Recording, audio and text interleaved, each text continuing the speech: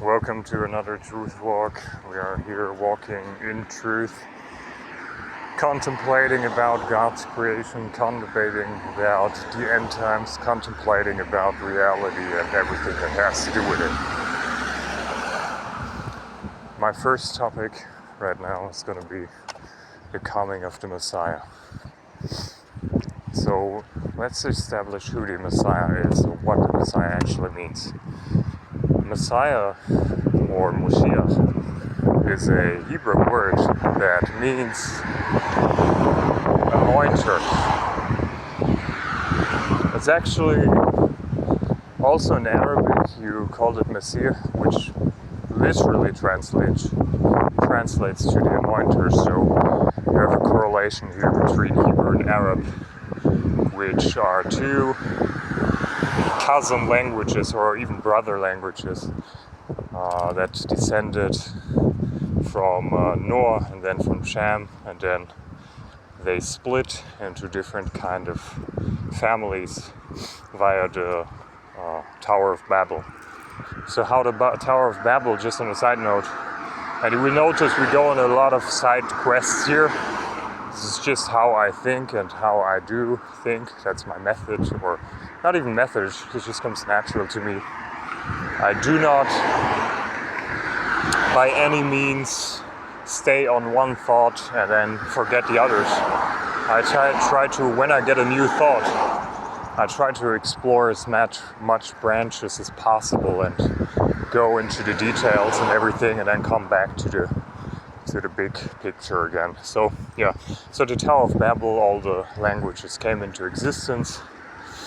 There was one original language that was taught by God in heaven to Adam and Eve, and that language, well, we don't know how it sounded like, we can only speculate. I personally think it's the closest to it would be the Polynesian languages, so Hawaii and stuff like that, because it seems like it combines every single language group in the world into one. It's just speculation. There's no real substance to it.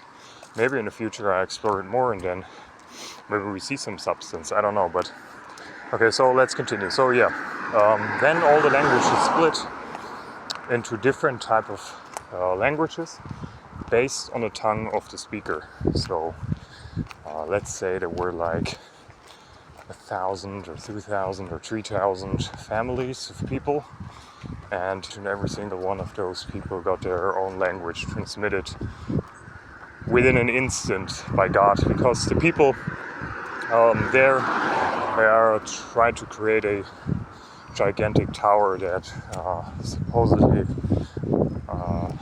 or it was intended that that tower should reach heaven, right, as a rebellion against God. And look at this ducks though. You see those ducks? They're enjoying life, man. But yeah, so at the Tower of Babel, as the rebellion went on, God confused the whole nations. They came there together. So how you should imagine Babel is that it was a city. Not that every person lived there on Earth, but the people were already spread out on Earth. But it was like the cultural and financial center of the world. At least it was the cultural center of the world and the political power center of the world. Kind of like Dubai is today, or New York is today. Well, there's a rivalry between Dubai and New York. Dubai is kind of taking over, but it's similar to that. So if you want to understand the role of Babel. But yeah, so yeah, at the tower, all the languages split. It's okay, the side note is there. Let's finish.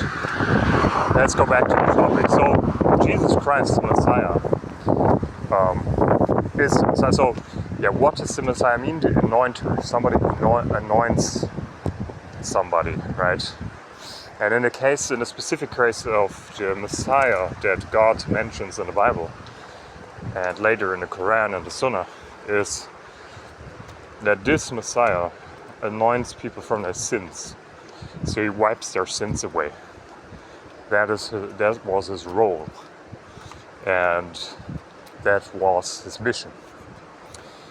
And there's a lot of prophecies about the Messiah. The first prophecies that came to existence was in the book of Enoch. Look at this beautiful river.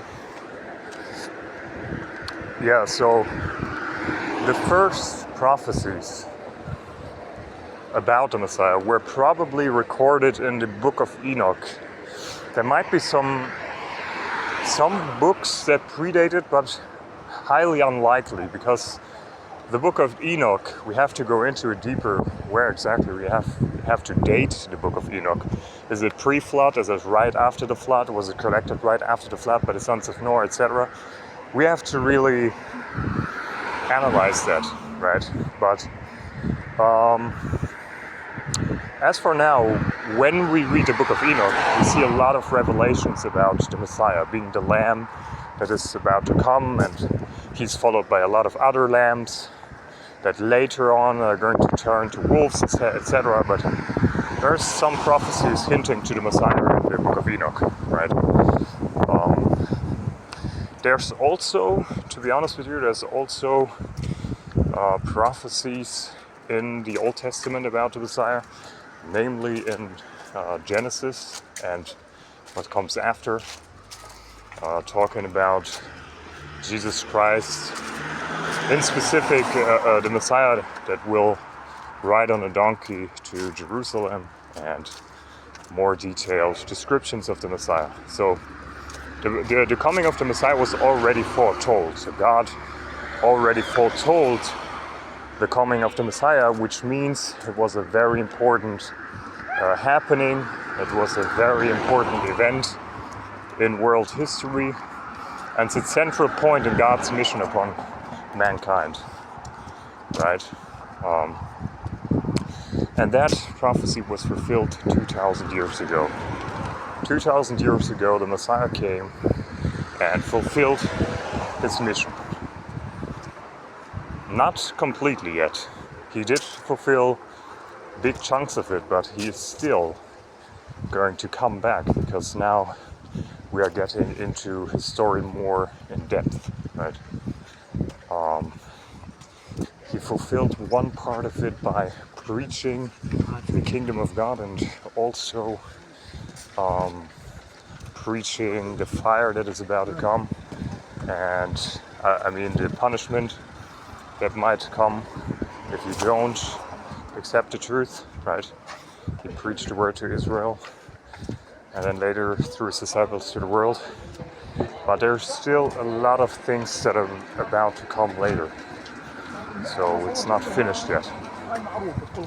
So what that means in reality, what that means is that he will come back and fulfill his mission. And once he's fulfilling his mission, right, then everything is be done. So he came 2,000 years, he was prophesied before, then he reached the prophecy, so he came, and then later he's gonna come back, right?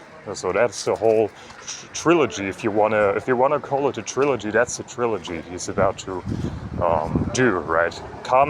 Being prophesied before, then being coming, and then coming back again. So that's really what's going to happen, and what was about to happen. Now, I spoke a little bit about his role, is that he anoints the people from sin. And what is the second coming then all about, right? Well, he did, by coming and teaching the people,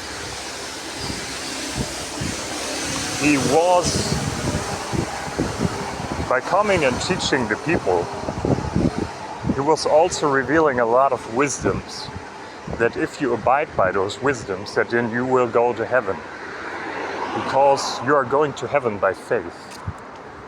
A lot of people mistake the role of the Messiah as believing that God is required to sacrifice a lamb to forgive our sins, which is absolute nonsense. It's absolute false doctrine.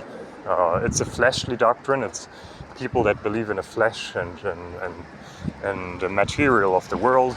They're gonna be inclined to that. I'm not saying that everyone who believes in this false doctrine is automatically that, but it has a lot to do with it, right? It's a doctrine that is not spiritual and not heavenly. It's not true. Why?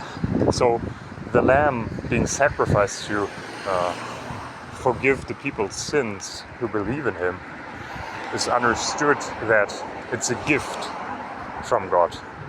It's not a requirement, it's a gift, right? And then you might say, well, but so you want to tell me that you could have disbelieved in Jesus but still went to heaven at this time? No, because Jesus represented God on earth as the Messiah at his presence, right? So you had to absolutely believe in him.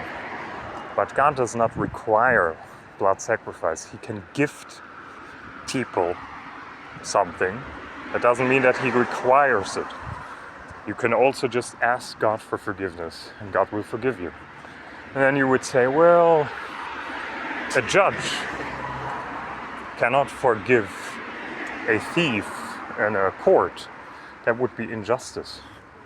Well, do you understand we have to understand the definition of justice here. So justice can be put into a picture. Justice can be put into a metaphor, into a picture. And that picture is a scale, right? So imagine you have a scale. And in that scale, right? In that scale, you have on one side a weight, might put a weight on the left side and might put a weight on the right side, right?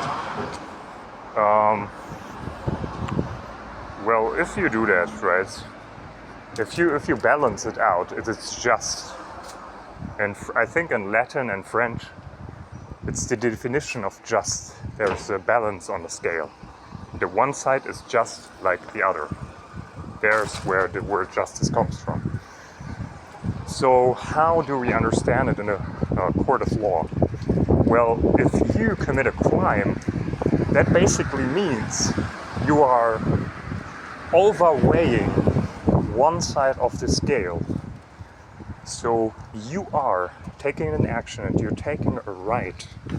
You're taking a right of another person, and thus the scale comes into his favor. He has a right over you.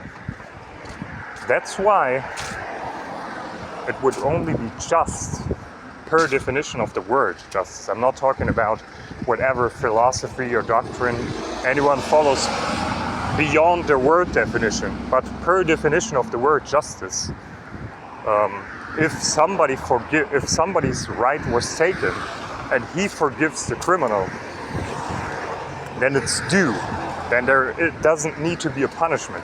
A punishment is, in the terms of justice alone, justice. A punishment is only